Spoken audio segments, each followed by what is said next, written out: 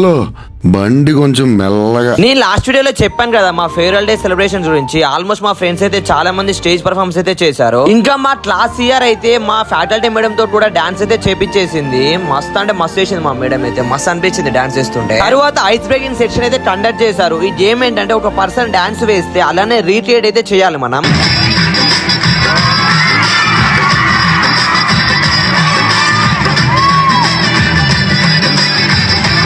मस्त शेड्स नाही रा नीला अप्पो कमल हासन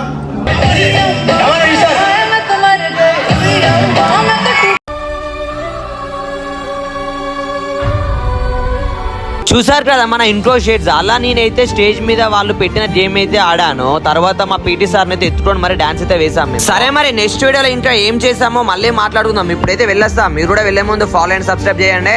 ఓకే బాయ్.